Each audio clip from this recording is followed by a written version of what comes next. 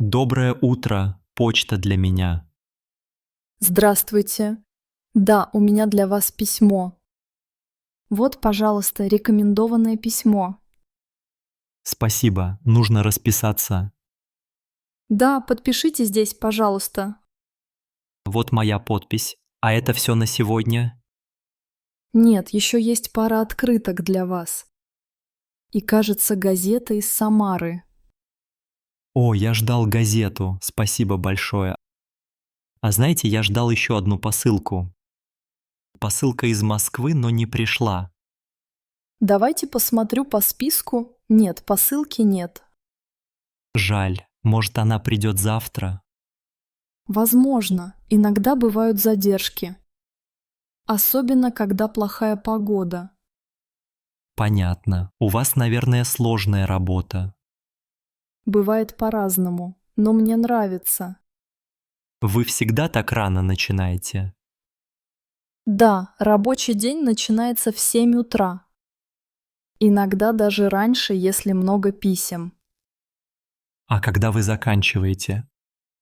Обычно к 2 или 3 часам дня. Это удобно, можно больше времени проводить дома.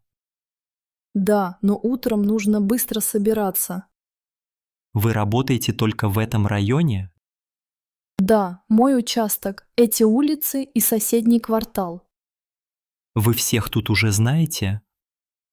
Почти всех, особенно пожилых людей. Они часто любят поговорить. А дети пишут письма сейчас? Редко, в основном открытки на Новый год. А что вам больше нравится, письма или посылки? Посылки тяжелее носить, но это интереснее. Почему интересно? Люди радуются, когда получают посылку. А были смешные случаи на почте? Да, один раз кот не пускал меня к двери. Он сидел и громко мурлыкал, пока я не дала ему письмо. Смешно. А письма ему тоже нужны? Наверное, он просто любил гостей. А зимой вам трудно работать? Да, снег, гололед, руки мерзнут.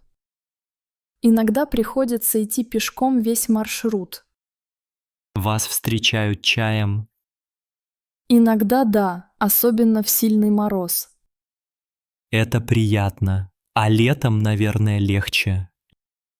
Летом хорошо, но жарко и тяжело с посылками. Какой у вас самый длинный маршрут? Около 5 километров пешком.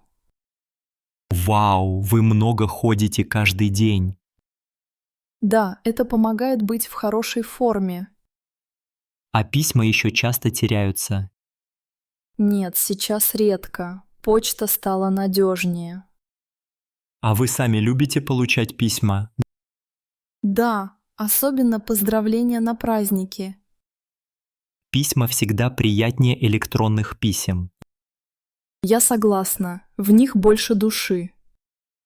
Спасибо вам за вашу работу.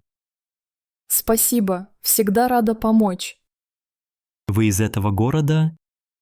Нет, я из Нижнего Новгорода, но давно живу здесь. Понравился наш город?